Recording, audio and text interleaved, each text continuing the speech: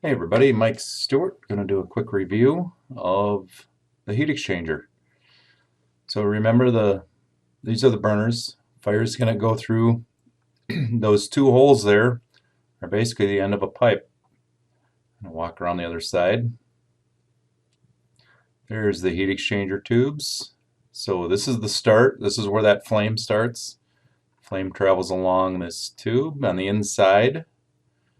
So this pipe is going to be extremely hot. The flame goes down, goes into this smoke box right here, and that's where just a collector box, and the heat comes back through these smaller pipes. Through the smaller pipes, travels around the corner, goes back to this smoke box. So, and it's just another collector box, and on the other side is where the inlet of our inducer fan is. So the inducer fan is drawing from there and blowing the exhaust fumes out our stack. So that's the hot side. I'm going to quickly show you the air side. So this is the inlet of the fan.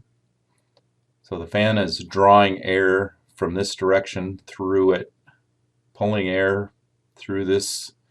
So it's pulling air through this filter and through that coil and pulling air. Normally the doors would be shut, so it's pulling from this ductwork through all that stuff into the inlet of the fan.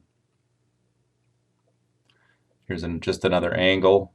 It would pull air from the space through this filter, and then the discharge side of the fan looks like that. So the fan is blowing air down across this heat exchanger, and that cold air is picking up the heat across that heat exchanger, and it's actually picking up about 80% of the heat that's generated on that heat exchanger, and it would normally blow it out into this like a series of ductwork. Here it just blows it into our lab. So and real quick, there's the inlet of the fan, draws everything through, draws from the duct. The duct would be drawing from the ceiling of whatever type of building it is, strip mall, Petco, something like that. And then here's the discharge of the fan one more time, blowing cold air across that heat exchanger. And we're going to pick up heat. So this is a high efficiency, so our burner would go right in there. Flame would go in there. Flame travels along, snakes along through the primary heat exchanger. That's this part of the heat exchanger is the primary.